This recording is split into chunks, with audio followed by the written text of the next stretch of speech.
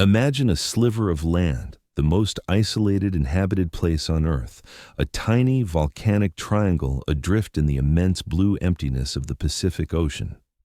On its shores, colossal stone faces stare out with silent, hollow eyes, their backs turned to the barren hills they once watched over. They are the solemn relics of a complex society that achieved the remarkable, only to vanish into chaos and ruin. This is the story of Rapa Nui, a microcosm of our world, a chilling lesson written in stone and dust. We are about to embark on a journey not just across the ocean, but back through time to witness a civilization's rise and its spectacular, self-inflicted fall. To piece together this cautionary tale, you'll want to be with us every step of the way. So make sure you subscribe and join our expedition into the heart of this profound mystery. To understand the end, we must return to the beginning. Let us travel back to a time around the year 1200. A small group of Polynesian wayfinders, guided by the stars and the currents, makes landfall after a perilous journey spanning thousands of miles of open water. What they found must have felt like a gift from the gods, not the windswept, treeless landscape we see today, but a subtropical paradise. Imagine dense forests of giant palms, some reaching 80 feet into the sky, their thick trunks perfect for building canoes and homes.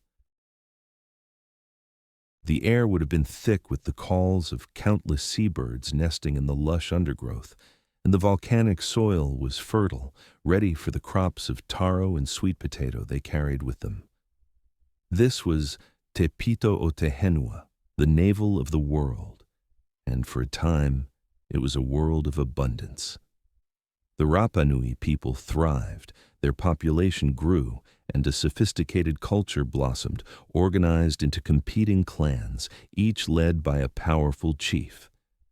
And it is here, in this fertile ground of prosperity and rivalry, that an obsession took root. We see it in the very earth of the island. The Rapa Nui believed their chiefs were descended from the gods, and upon their death, their spiritual power, their mana, could be captured in a stone likeness. This was the birth of the Moai. These were not mere statues, they were conduits to the divine, protectors of the village, and most importantly, symbols of a clan's prestige and power. A bigger Moai meant more mana, more influence, and greater favor from the ancestors.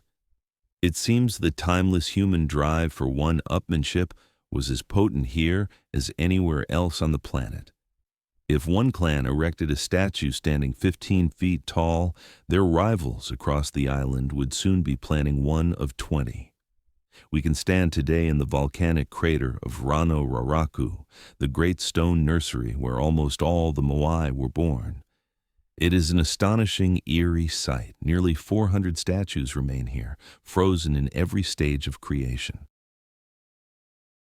Some are still fused to the bedrock, their outlines barely carved, while others lie on their backs in the grass, eternal figures waiting for a journey they would never take.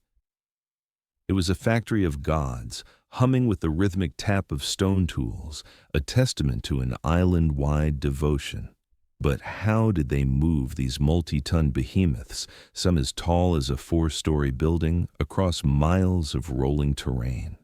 This is the great riddle that has captivated the world. The Rapa Nui left no written records, only legends. But modern archaeology and experimental reconstructions give us a powerful clue. Let's picture it. A finished Moai, weighing dozens of tons, is lowered down the quarry slope. Teams of men, perhaps hundreds of them, use strong ropes woven from the hau-hau tree to carefully rock the statue forward, a walking motion, shuffling it step by painstaking step towards its designated ahu, or ceremonial platform. The entire process was a monumental feat of social cooperation and engineering, and it relied on one critical, and as we shall see, finite resource. Every stage of the process was utterly dependent on wood. Thick, strong ropes required fibrous plants. The sledges and levers used to maneuver the statues demanded sturdy timber. And most importantly, the log rollers, a vast, continuous supply of them, were needed to pave the way for these walking giants. The very act of honoring the ancestors, of projecting a clan's power across the landscape, was fueled by the island's forests. Each new, ever larger statue was not just a triumph of artistry and faith, it was a voracious consumer of the very ecosystem that sustained its creators. As we look upon the silent faces of the 887 Moai scattered across the island, we are not just seeing relics of a lost culture. We are witnessing the physical evidence of an escalating obsession. The carvers became more ambitious, the statues grew larger, culminating in a giant known as El Gigante, an unfinished behemoth that would have stood nearly 72 feet tall and weighed an estimated 270 tons. It lies in the quarry still, a monument to an ambition that had clearly outstripped the island's ability to support it. The Rapanui were locked in a sacred competition, a frantic race to the top, unaware that the path they were on led directly off a cliff. The rhythmic chipping of stone in the quarry was slowly being replaced by another sound, the thud of the last great trees falling to the forest floor, an echo that would soon reverberate through every aspect of their society. The final echoing crash of the last great palm was preceded, centuries before, by a very different sound.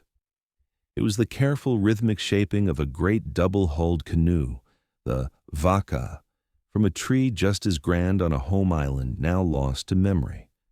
To understand how a people could consume their entire world, we must first join them on their incredible journey to find it. Let us travel back across the vast expanse of the Pacific to a time when Rapa Nui was just a hopeful legend, a whisper on the sea breeze. We are on that vessel now, feeling the ocean swell beneath us, a tiny, self-contained world of perhaps 100 souls, adrift in an endless blue desert. These were no desperate refugees cast out by chance. They were the inheritors of the most sophisticated navigational tradition on the planet. Forget our modern instruments. Their maps were woven into the stars above and the patterns of the waves below. They read the subtle language of the ocean's currents, the flight paths of birds returning to unseen land, and the faint green tinge of distant lagoon reflections on the undersides of clouds. This was a deliberate, planned migration, a testament to human courage and breathtaking ingenuity. But why leave? We can imagine the pressures back home, a place we now call the Marquesas Islands. Perhaps a growing population, a scarcity of land, or the ambitions of a junior chief named Hotu Matu'a, who chose the uncertainty of the horizon over a future with no room to rise. For weeks, perhaps even months, the ocean was their entire existence. Their world was the space between the two hulls, packed with their most precious cargo, cuttings of breadfruit, stalks of sugar cane, and the tubers of taro and sweet potato. They carried chickens in small wooden cages, and crucially, the stone tools that would allow them to build a new life from scratch. We can almost feel the sun on their skin, taste the salt on their lips, and sense the gnawing anxiety that must have crept in during long, windless days. Every sunrise was a gamble, every squall a potential end. They were placing their faith not in gods of stone, but in the accumulated knowledge of generations and the sheer resilience of the human spirit. And then, one morning, a smudge on the horizon. Not a cloud, but something solid. As the vaca drew closer, we witnessed the moment of pure, unadulterated triumph. An island, rising from the sea with 3 distinct volcanic peaks. But what they saw would be unrecognizable to a visitor today. Let's look through their eyes. a landscape cloaked in a dense, continuous forest of colossal palm trees, their feathery crowns swaying in the trade winds. The air, far from empty, was a whirlwind of seabirds, millions of them, nesting in the pristine woods and along the rocky shores. They found a place of shocking abundance, a true gift from the cosmos after their ordeal on the water. Steering their canoe into a sheltered cove, a place we now know as Anakina Beach, they stepped ashore not as conquerors, but as founders. Their first act was not to build monuments, but to plant their gardens. They carefully placed the precious tubers into the rich volcanic soil, a gesture of hope and a promise for the future. They found freshwater springs and explored the island's strange caves. They were entirely alone, more than 2,000 kilometers from their nearest neighbors to the west and nearly 4,000 from the coast of South America to the east. This profound isolation was their greatest shield, and, though they could not possibly have known it, the very thing that would one day become their inescapable prison. The gardens planted by those first arrivals took hold with a life-affirming vigor.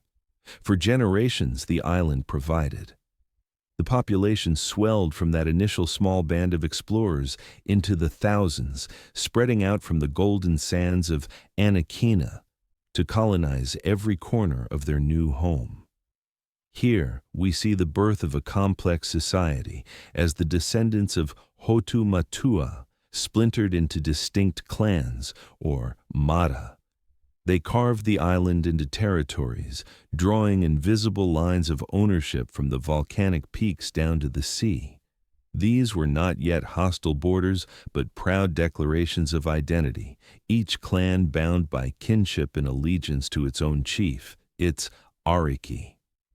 With prosperity came the luxury of devotion, a way to honor the ancestors who had guided them and now watched over their clans. It began modestly. We can picture the first ceremonial platforms, the ahu, being built along the coast.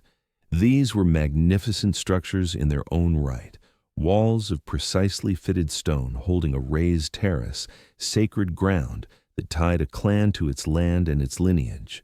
At first, they might have placed simple coral heads or unusually shaped stones upon them to represent the spirits. But soon, a powerful new idea took shape in the soft volcanic tuff of the Rano Raraku crater.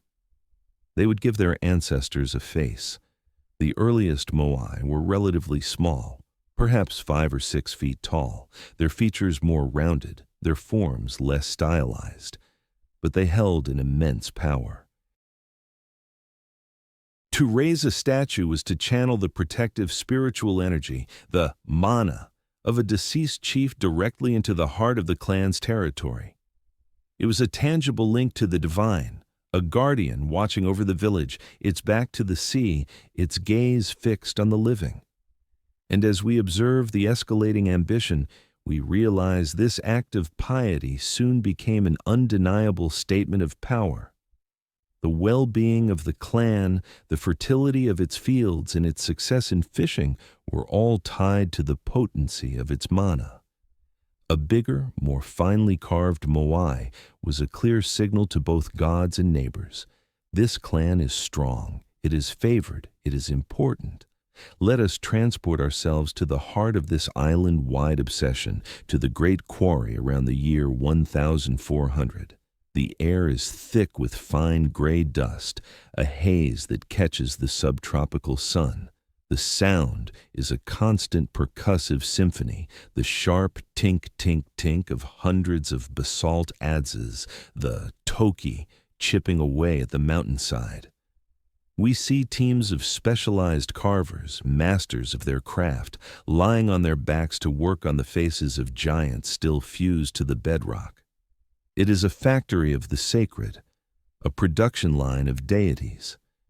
Young boys scurry with gourds of water to cool the workers in the stone, while others sharpen the blunted tools.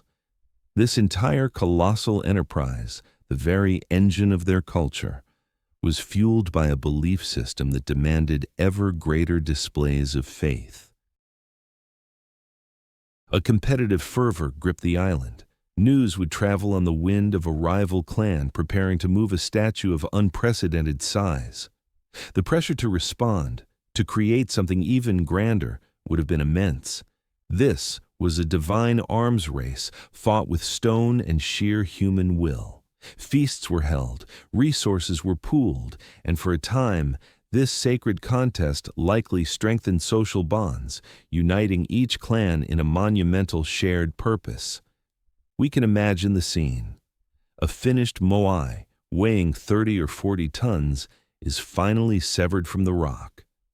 Hundreds of people gather, their bodies gleaming with sweat, to begin the long, arduous journey to the coast.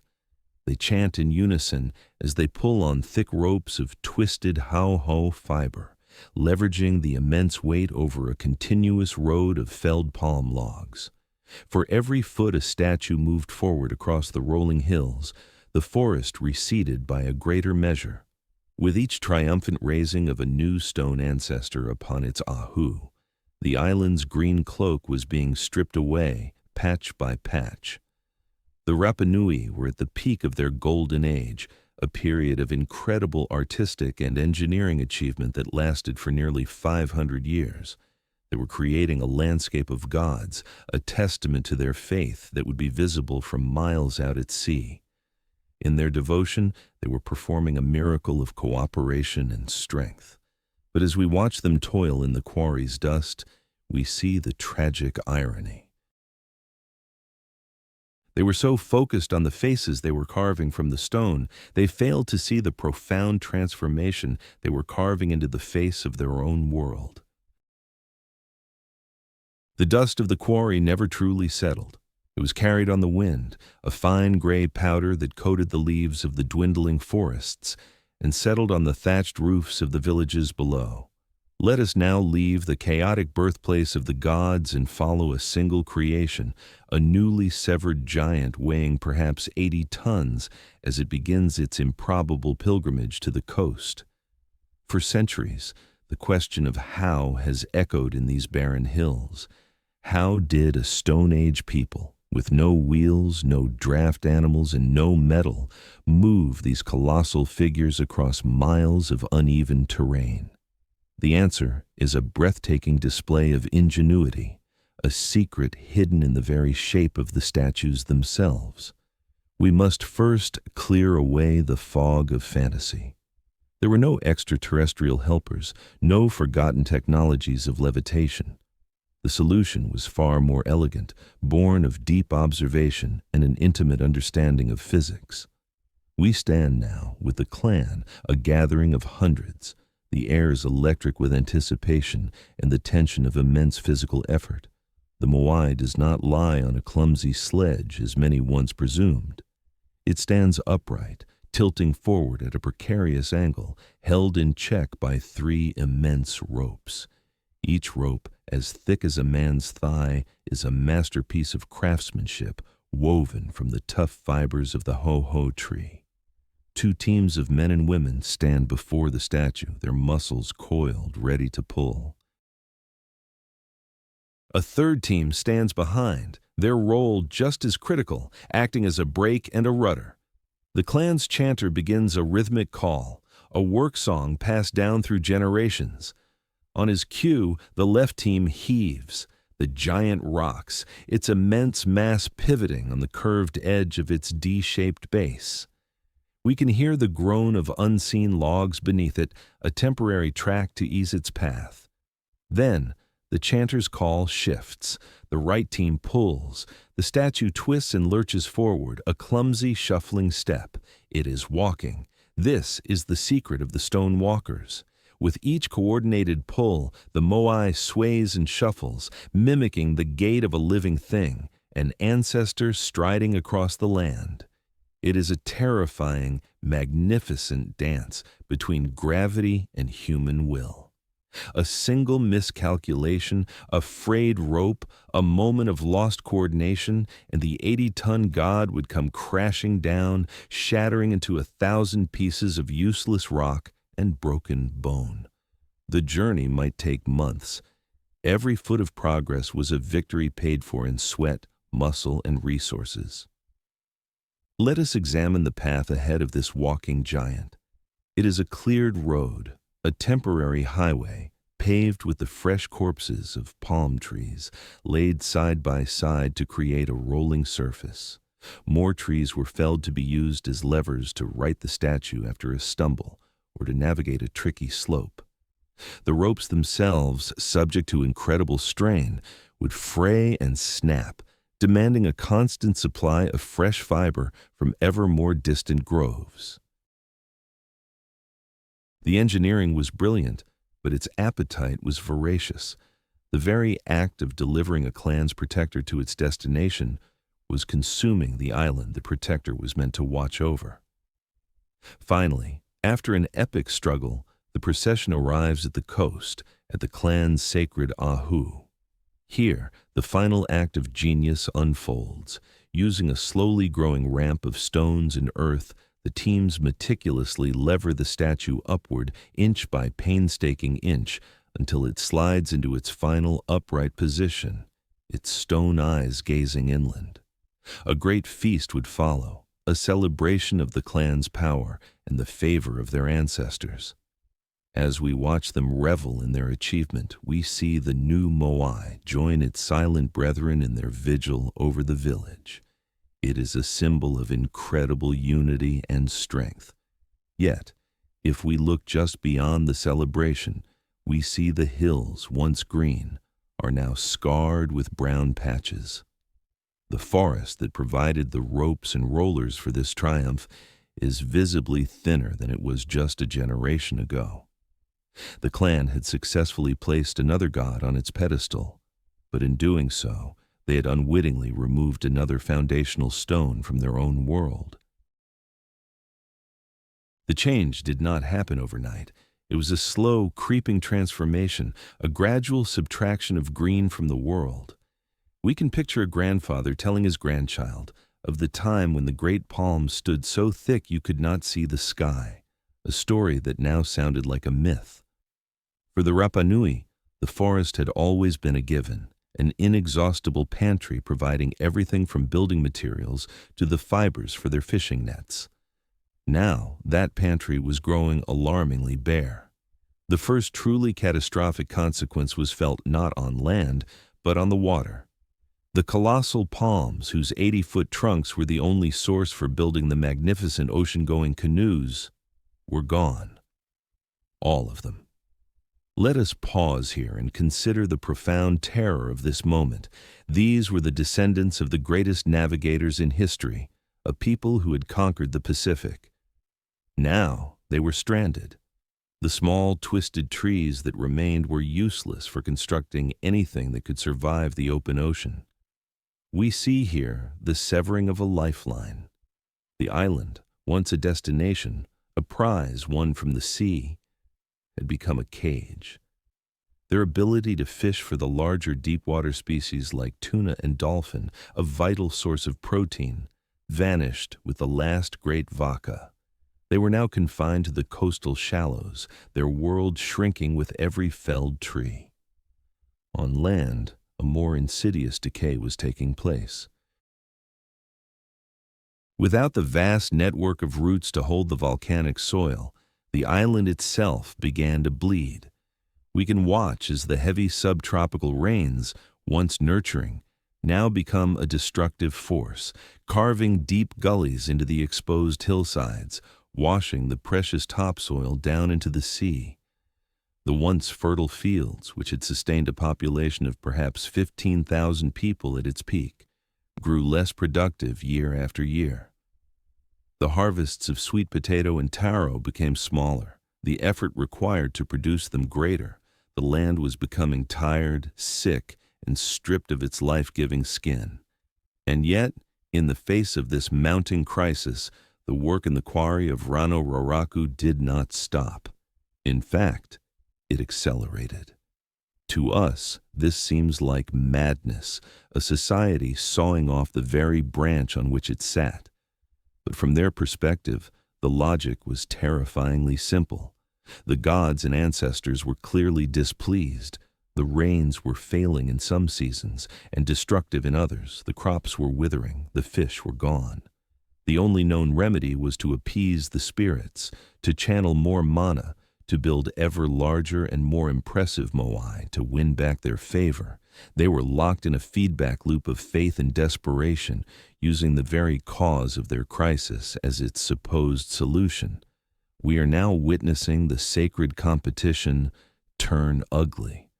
What was once a rivalry of prestige became a desperate scramble for the last remaining resources. A clan planning to move a new statue had to command an almost impossible share of the island's dwindling timber. The great communal feasts that celebrated the raising of a moai now had an undercurrent of resentment. The food shared was food that others would not eat. The wood used for rollers was wood that would never become part of a home or a fishing tool. The rhythmic chipping of the toki in the quarry continued, but its sound no longer spoke of a golden age of creation. It had become the frantic heartbeat of a society walking, with its eyes wide open, towards the edge of a precipice they had built for themselves. There was no single, thunderous crash that announced the end. It was likely a series of quiet, unremarkable thuds, the last of the island's great palms falling not to a grand ceremony, but to the desperate rhythmic chipping of a stone adze. We can picture the man who felled it. He was not a villain in some grand eco-drama. He was a worker, a provider, driven by the immediate need for rollers to move his clan's newest, most magnificent moai. As the tree fell, his thoughts were likely of duty and the honor of his chief, not of the finality of his act. But with that fall, a profound and irreversible silence began to settle over Rapa Nui. The great ecological bank account of the island, which had been drawn down for centuries, had just seen its final withdrawal. The account was now closed. The first ones to truly feel the emptiness were the children. For generations, the symphony of the forest had been the soundtrack of their lives, the rustle of palm fronds and the calls of countless land birds. Now, the wind whistled over barren hillsides with nothing to slow it down. Let us step inside the world of a Rapa Nui family around the year 1600. The cooking fire, once fed with plentiful hardwood, now smolders with dried grasses and precious scrub, filling the thatched hut with acrid smoke. The birds that were once easily snared in the forest canopy, a crucial source of protein and feathers for ceremonial dress, are gone. Their habitats, their nesting places, their very world had been carved up and rolled under the feet of stone gods. The islanders were beginning to starve in the shadows of the very monuments built to ensure their prosperity. This was more than a crisis of resources. It was a crisis of faith. The Moai, 1,000 tons of silent stone promises, stood as mocking testaments to a covenant that had been broken. We can feel the slow, dawning horror in the villages. The priests and chiefs had promised that these larger, more powerful ancestors would appease the gods, restore the bounty of the land, and bring back the great schools of fish. Yet the soil continued to wash into the sea, the harvests grew thinner, and the horizon remained stubbornly empty of canoes. The spiritual logic that had held their society together for 500 years was collapsing under the weight of its own consequences. Here, we witnessed the first dangerous cracks in the edifice of power. People would look from their meager gardens to the impassive stone faces staring down at them, and for the first time, a question would form. What if the ancestors were not pleased? What if they were not even listening? Out of this disillusionment, a new and terrifying figure began to rise. The authority of the hereditary chiefs, the archaeology, was tied directly to their divine lineage and their ability to guarantee abundance through ritual. As the abundance vanished, so did their legitimacy. Power began to shift from the men of prayer to men of violence. We see the emergence of the Matu'a, the warrior class. Their status was not inherited. It was earned through physical prowess and ruthless control of what little remained. Their symbols were not grand statues, but the obsidian-tipped spears called Matu'a, and the heavy wooden clubs they carried. The social currency was no longer prestige measured in stone. It was survival measured in calories. The gaze of the islanders began to turn away from the heavens and inward toward each other. We can see the calculation shifting in their eyes. A neighboring clan was no longer just a rival in a sacred competition. They were now the possessors of a field that might be slightly more fertile, a spring that still ran clear, a cave that offered better shelter.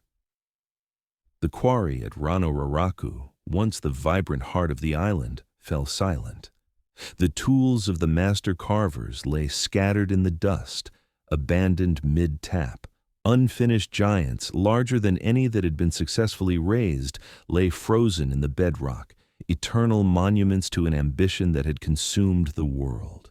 The race to honor the gods was over. A new, far more brutal race was about to begin. The silence that fell over the stone quarry was a contagion. It spread across the island, carried on winds that now raked across a naked landscape. We are standing in the midst of this new, terrifying quiet, a world devoid of the rhythmic chip of the toki and the rustle of a million palm fronds. The only sound is the hollow whistle of the wind and the gnawing in 1,000 empty bellies. Hunger is a patient predator, and it was now the undisputed chief of Rapa Nui. The great Moai, guardians of prosperity, stood impassive, their stony gazes fixed on the barren fields of their descendants. They had become the world's most colossal monuments to a failed prayer. Here we witness a profound and venomous shift in the human heart. Resentment, once a whispered complaint, began to fester into open rage. We can see it in the eyes of a warrior, a Matu'a, as he looks not at a rival, but at his own clan's Moai. This stone ancestor was no longer a protector. It was a thief. It had stolen the forests for its rollers, demanded feasts of food that no longer existed, and offered nothing in return but a silent, arrogant stare. The statues were the embodiment of the Ariki, the chiefs whose divine connection had proven to be a lie. To a starving people, they were not just symbols of a broken promise. They were the cause of their suffering, a debt that could only be paid in violence. The first crash must have been an act of unimaginable sacrilege. Let us transport ourselves to a rocky coastline sometime after the year 1650. A war party, their bodies painted with clay, descends on a rival village. But their primary target is not the collection of miserable grass huts. It is the Ahu, the sacred platform where the enemy's Moai stand sentinel. We watch as they swarm its base, not with offerings, but with long, sturdy levers made from the last of the island's wood. They dig, they pry, they chant not with reverence but with raw fury. There's a terrible groan of stone on stone, a moment of sickening imbalance, and then the giant falls. It does not simply tip over. It plummets forward, crashing face down with a sound that echoes like the sky splitting apart. The ground shudders. A god has been murdered. This was the beginning of the Huri Moai, the toppling of the statues. It became the central tactic in a brutal, island-wide civil war. To truly erase a clan, you had to sever its connection to the past, to its mana. We can see the terrible logic unfold. One clan topples another's ancestor, and in retaliation, their own Moai are targeted. The nights are filled with the smoke of burning villages and the earth-shaking thud of falling giants. It was a systematic deconstruction of their own history, an orgy of destruction where the primary weapons were leverage and gravity. Many statues had their stone eyes gouged out before being pushed over, a final act of desecration to ensure the ancestor could never again watch over the living. Out of this chaos, a new belief system clawed its way into the light, born not of lineage, but of sheer ferocity. The old gods were dead, lying face down in the dirt, so new ones were needed. Our attention now shifts to the southwestern tip of the island, to the dramatic cliffs of Orongo. Here, the focus was no longer on the ancestors, but on a creator god, make, and a brutal annual competition. The warrior class was now supreme, and their new ritual, the Tangata Manu, or Birdman cult, was a perfect reflection of their world, a desperate, violent scramble for survival. The age of the carvers was over, replaced by an age of athletes and killers. As we survey the landscape of the late 18th century, we see an island littered with the casualties of this war against the gods. Hundreds of Moai lie prone, some snapped in half, others buried to their ears in the soil that had eroded from the hillsides. They were no longer striding across the land as ancestors. They were corpses, their backs turned to a sky that no longer offered answers. The people of Rapa Nui had not just cut down their forests. They had, in a final desperate act of rebellion against their fate, pulled their very heavens down to the earth. The thud of a falling god was replaced by the frantic scramble of desperate men. As the stone ancestors lay sleeping with their faces in the dirt, power on Rapa Nui no longer flowed from the bedrock of the quarry, but from the treacherous cliffs of Orongo. Let us climb to this new ceremonial center, a precarious village perched between a volcanic crater and a 500-foot drop into the churning Pacific. The air up here is different, thin and sharp, carrying the constant shriek of seabirds and the taste of salt spray. This became the stage for a new, brutal theology, a religion born not of creation, but of a deadly contest. Here we can see the foundation of their new world. The old gods were static, immense, and eternal. The new god, make, demanded speed, agility, and blood. Power was no longer inherited. It was seized annually in the most dangerous competition imaginable. This was the Tangata Manu, the ritual of the Birdman. Each year, as the sooty turns, the Manutara returned to nest on the nearby islet of Motu Nui. A champion was chosen by each of the most powerful warrior chiefs. These champions, the Hopu, were not the chiefs themselves, but elite athletes whose lives were now forfeit for their patron's ambition. Imagine the tension that gripped the island. We are now spectators at the precipice of a new kind of sacred. The Hopu gather at the cliff edge, their bodies lean and scarred, their eyes fixed on the forbidding stack of rock rising from the shark-infested waters below. At a signal, they descend the sheer cliff face, a terrifying scramble that could end in a single misstep. Then they plunge into the violent currents, swimming over a mile of open ocean to the islet. Their mission was deceptively simple. Find the first egg laid by a sooty tern, secure it within a small reed container tied to their forehead, and bring it back, unbroken. This was a crucible of natural selection.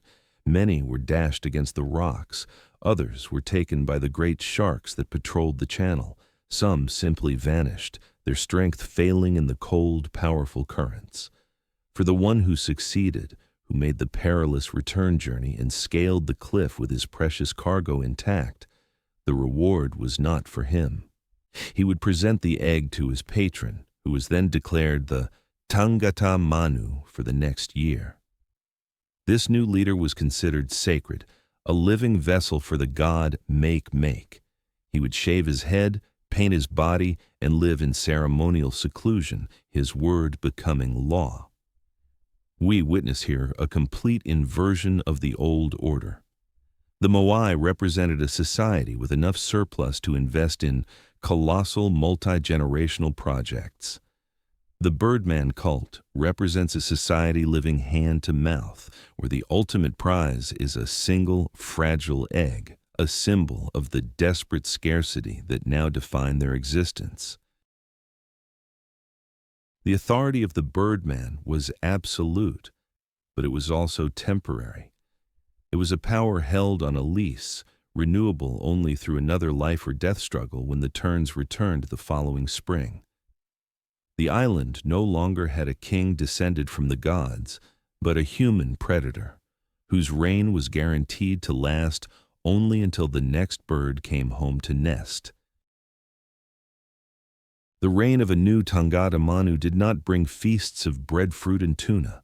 His sacred authority, one with a single fragile egg, could not refill the empty oceans or rejuvenate the exhausted soil. His power was absolute in a world of absolute scarcity. We can now understand that the violent pageantry at Orongo was a distraction, a ritualized release valve for a society simmering in the quiet desperation of starvation. The most profound changes were happening not on the windswept cliffs, but in the smoky cooking pits and the fortified caves that now pockmarked the island.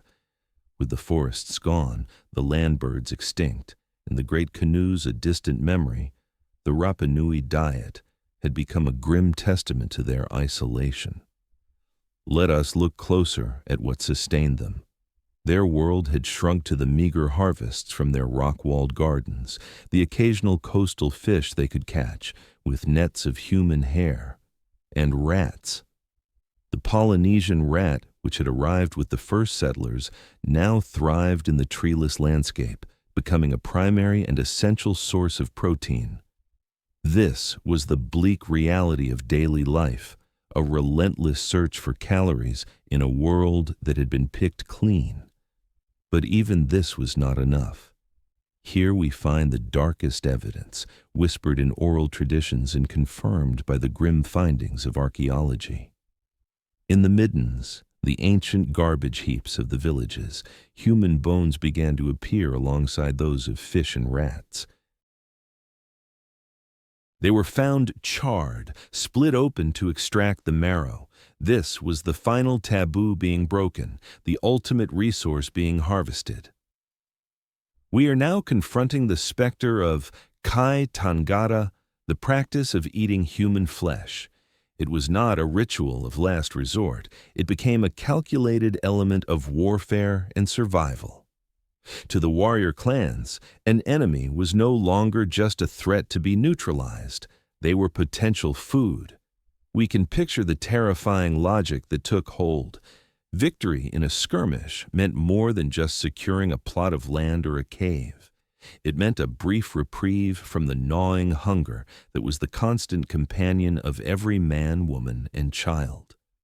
This was the ultimate desecration, an act that stripped away not just life, but personhood. Oral histories tell of taunts hurled between warriors, of a vocabulary that emerged for the different ways to cook and consume a human body. It was a psychological weapon as much as a physical one, a way to terrorize and dominate your rivals in the most visceral way imaginable. In this climate of perpetual fear, the very idea of home changed. The open villages of thatched huts along the coast were abandoned, too vulnerable to the lightning raids of a hungry enemy. People fled to the island's thousands of lava tube caves. Let us venture into one of these, an Ana Kionga, a dwelling cave. The entrance is a small, easily defended crawl space, often hidden by a carefully placed boulder. Inside, the air's damp and cold.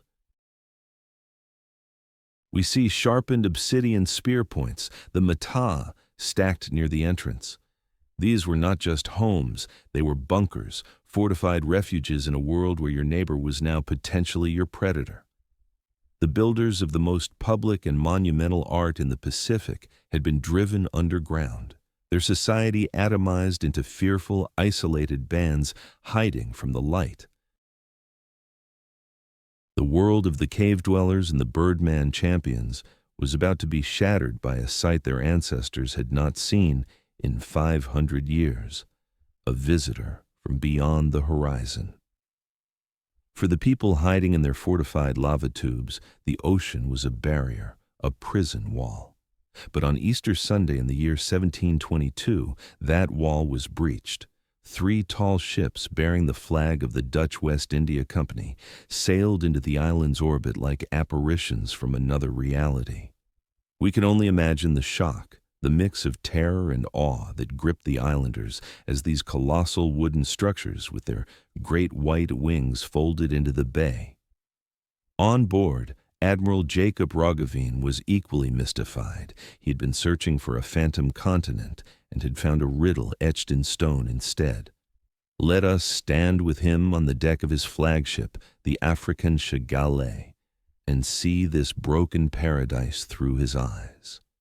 Before him was an island that appeared almost entirely barren, a place seemingly without significant trees, scorched by a relentless sun. And yet, arrayed along its coast were hundreds of titanic stone figures, some still standing erect on their platforms, their immense heads silhouetted against the sky.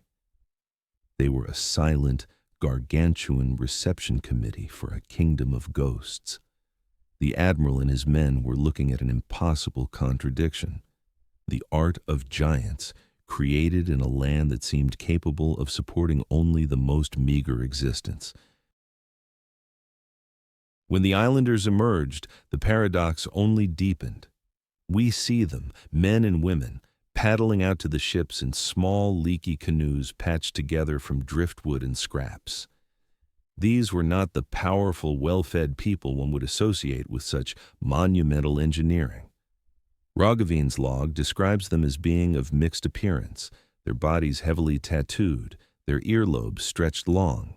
They lived in what his men called wretched hovels, low huts of reeds and grays.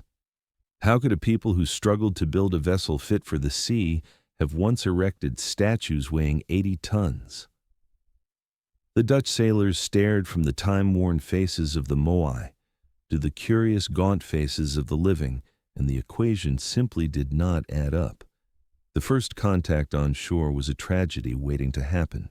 We can feel the tension as 100 armed sailors land on the beach, a line of pale, uniformed men confronting a crowd of near-naked islanders.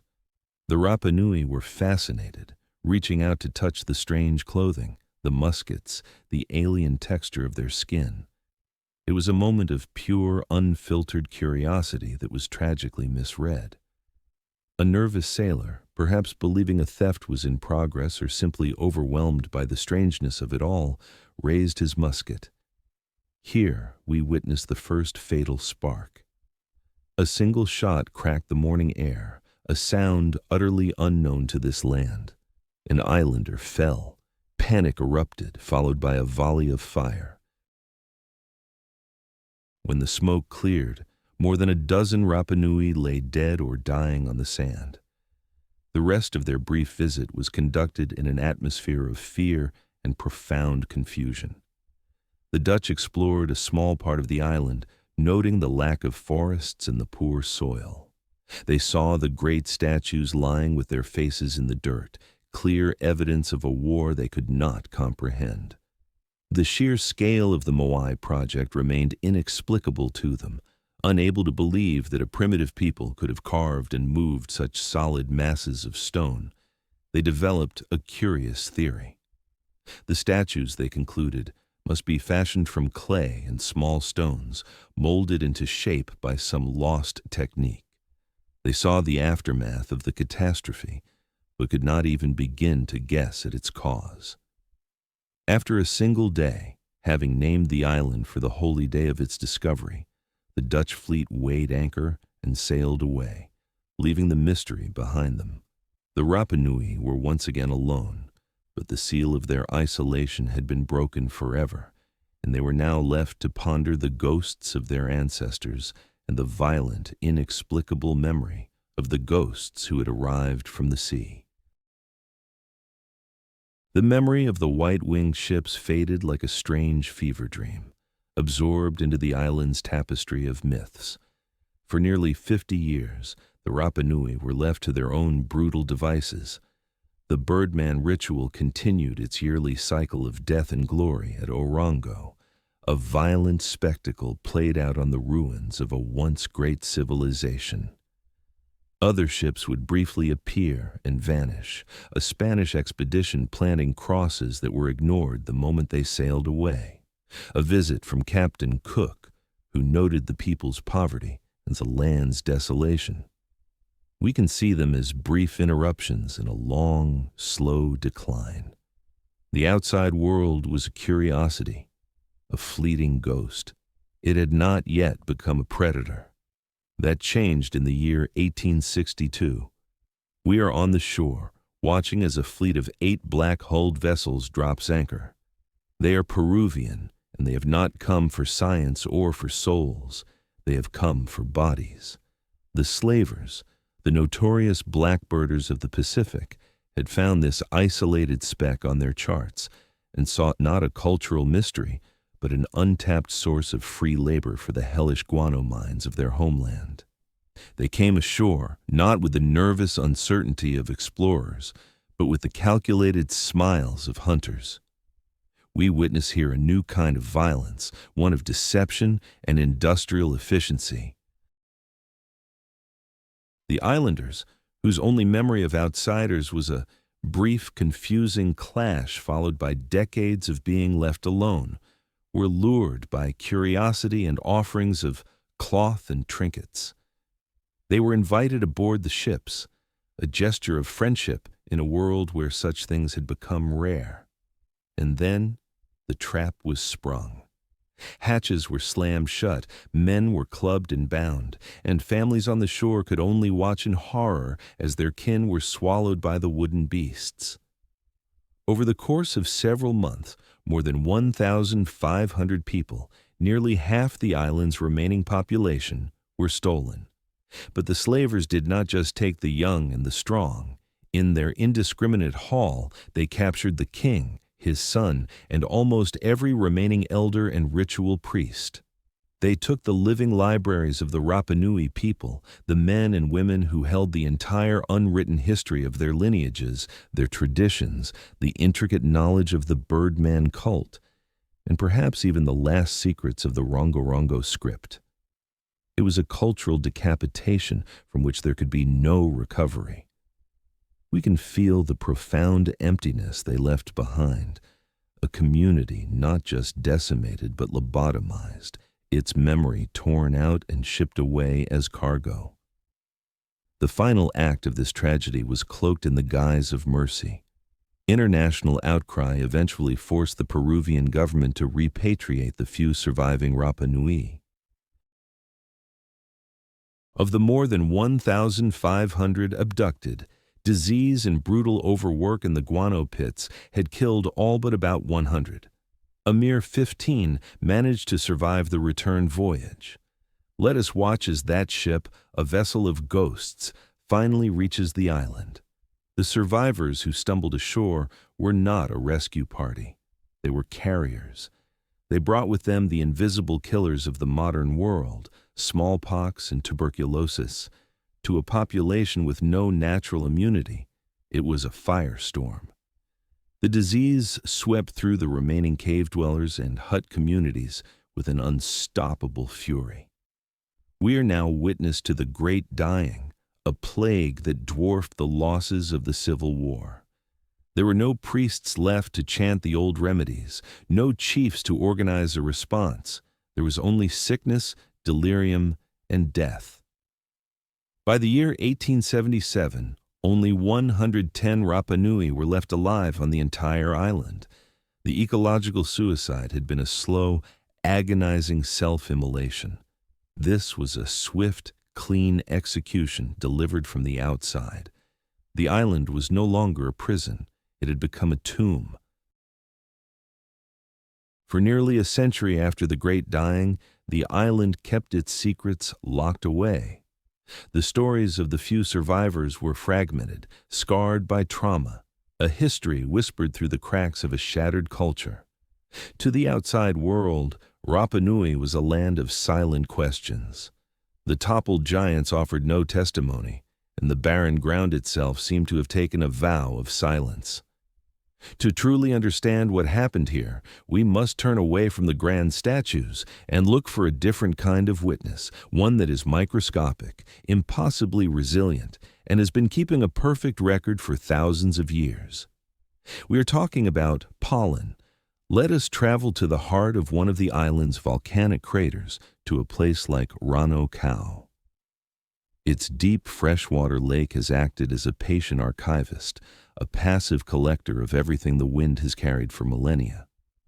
For scientists arriving in the latter half of the 20th century, this muddy lake bed represented a time capsule.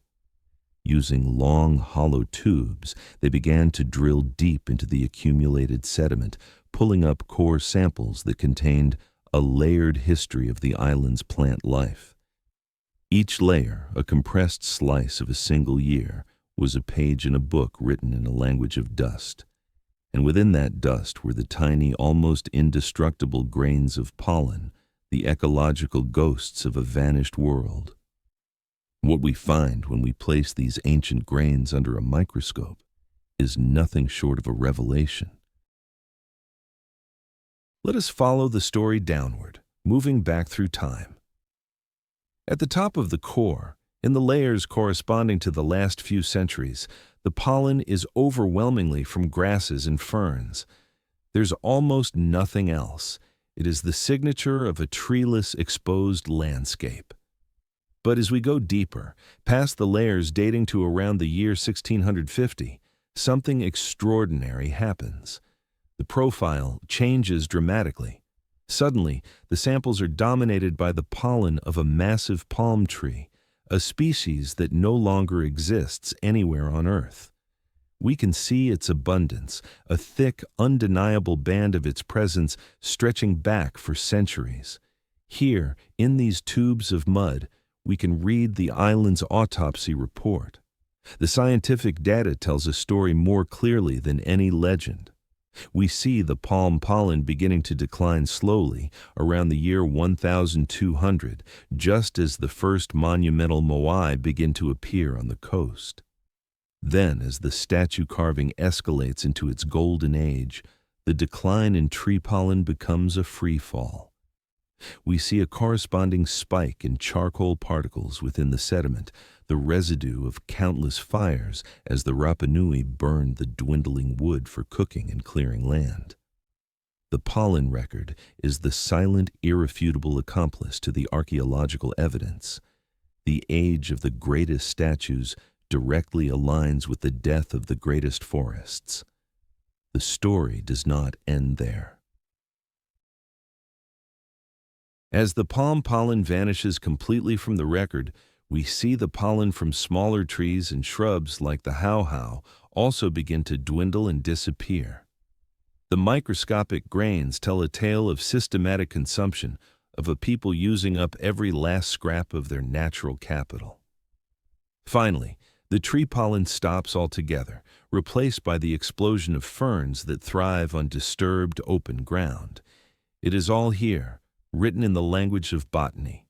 The arrival in a paradise, the slow and then rapid consumption of that paradise, and the final, barren result. The pollen provided the timeline the stones could not. It gave a voice to the fallen trees, allowing them to finally tell their side of the story, a story of how a human obsession, carved in stone, ultimately unraveled the very world that gave it life. The mud from the crater lake has spoken, and the pollen has confessed.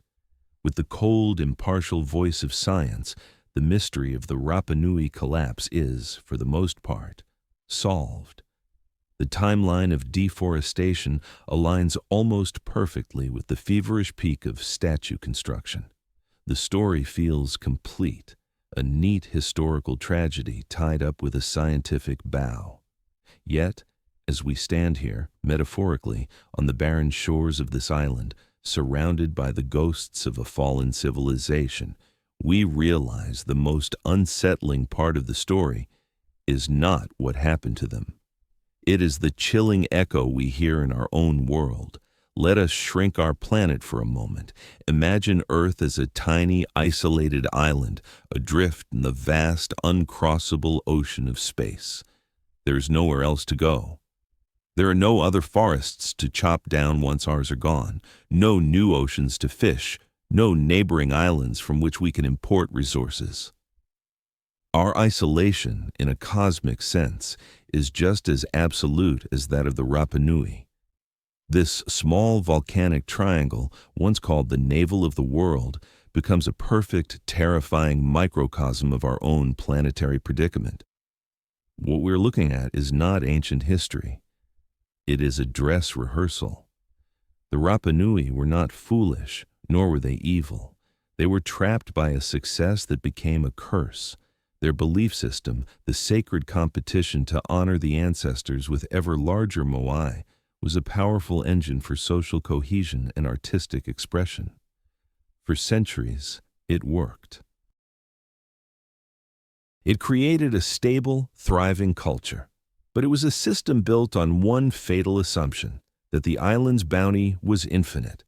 We see how their entire society became locked into a sacred logic that demanded more wood for rollers, more food for workers, more land for agriculture, all to serve an ambition that had no natural limit. They had, in essence, a divine mandate for perpetual one-upmanship, an ideology that was fundamentally at odds with the finite reality of their world. The collapse, when it came, was not a sudden cataclysm. It was a slow, creeping decay, a generational slide into poverty that would have been almost imperceptible to those living through it. We can imagine each generation accepting a slightly diminished world as the new normal. The great palms vanished, so people made smaller canoes from lesser trees. Then those trees vanished, so they stopped going to sea altogether. The soil eroded, so they worked harder for smaller harvests. This is perhaps the most crucial lesson of all. Catastrophe does not always arrive with a bang. Sometimes it is a slow, quiet theft of the future from the present, a series of compromises and adaptations that seem reasonable at the time, until one day you wake up in a world that can no longer support you. And so we are left with the statues, the very instruments of the island's self-destruction, now serving a new purpose. They are no longer ancestors or gods. They have become messengers. We have deciphered their warning, a story written not in script but in stone and sterile soil. They stand as sentinels of our own fragility, a permanent reminder that no amount of technological prowess or cultural sophistication can save a society that consumes the foundations of its own existence. The Rapa Nui people looked to their stone-faced guardians for salvation, never realizing that the greatest threat was not out there in the spirit world, but in the steady, rhythmic work of their own hands. The question they leave for us, whispering on the wind that blows across their empty hills, is painfully simple. What are our Moai, and are we still carving them? The wind that blows across the empty hills today carries a different sound. It is no longer the whistle of a desolate future, but the murmur of survival, the sound of a people who refuse to become a footnote to their own tragedy. From a population of just 110 souls in the year 1877, a community has been reborn. Here we find ourselves not in an open-air museum of a dead civilization, but on the living, breathing homeland of their descendants. The story of Rapa Nui did not end with the fall of the last Moai or the arrival of the first ship. A new, more complex chapter was just beginning. Let us stand beside one of the great Ahu platforms, a place like Ahu Tongariki, where 15 colossal Moai were re-erected in the 1990s, a Herculean feat of modern engineering. We see them now as they were meant to be seen, their immense forms standing against the Pacific sunrise, their backs to the endless water. For today's Rapa Nui, these are not failed gods, they are family. They are the tangible link to the ancestors, a source of immense pride and a powerful symbol of a reclaimed identity. We can listen as a local guide speaks to a crowd of tourists, his words weaving together the ancient legends with the scientific truths of the collapse. The statues have been transformed from instruments of obsession into teachers, their silence now speaking volumes about resilience and the importance of balance. The most critical rebuilding, however, has been invisible. It is the reconstruction of a culture's soul. We can see it in the classrooms of Hangaroa, the island's only town, where children are learning to speak the Rapa Nui language, a tongue that was nearly extinguished. They are reclaiming the words of their great-grandparents, pulling their heritage back from the brink of silence. This revival finds its most vibrant expression in the Tapati Festival, an annual 2-week celebration of Rapa Nui culture. We are now witness to a competition born not of desperation, but of joy. Young men and women, their bodies covered in intricate clay paintings, race down the steep slopes of a volcano on sleds made of banana tree trunks, a splintering, high-speed display of pure nerve. It is a festival of music, dance, and traditional sports that connects the present to the deepest roots of the past. Yet, this rebirth is a delicate balancing act, performed on the edge of a new kind of precipice. The island's profound isolation is gone forever, replaced by the daily arrival of jumbo jets. Tourism is the new lifeblood, the economic engine that has lifted the people from poverty, but it is also a voracious new god. We can see the tension everywhere. The ancient sacred stones must now coexist with tour buses, hotels, and the endless demand for Wi-Fi.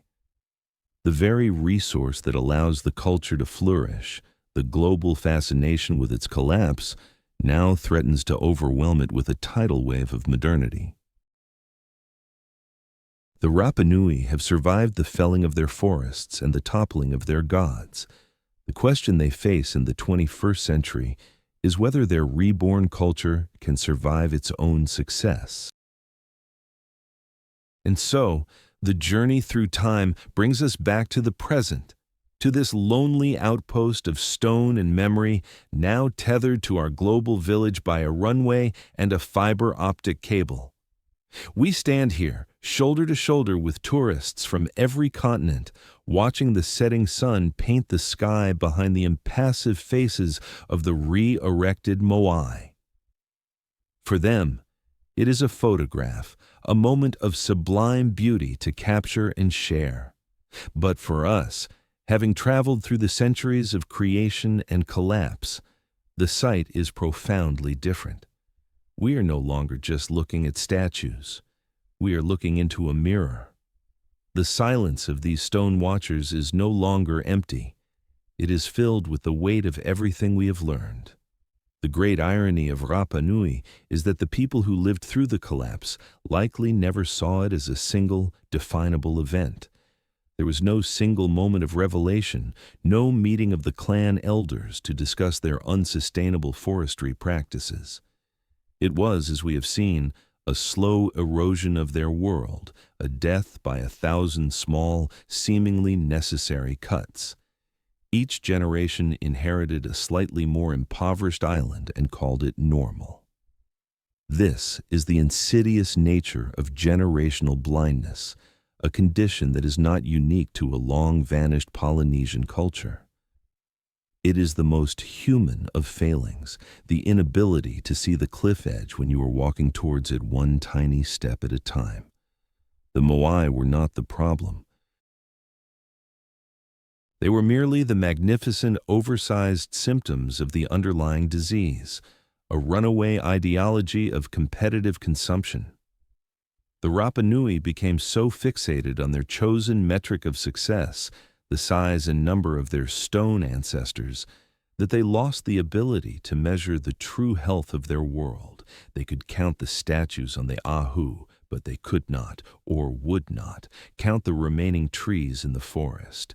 Here, we find the most terrifying parallel of all.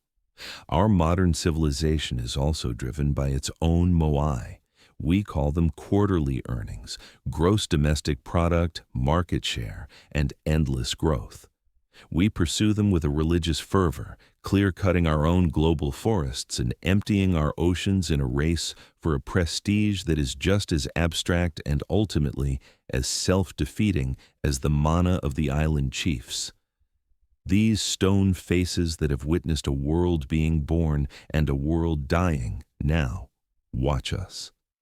They have seen the folly of a belief system that promises infinite rewards from a finite world.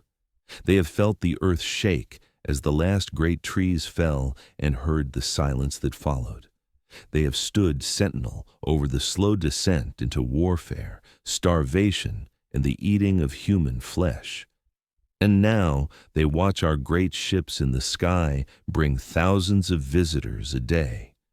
They watch us take our pictures and marvel at their size, and perhaps they wonder if we see their true scale, the scale of their warning.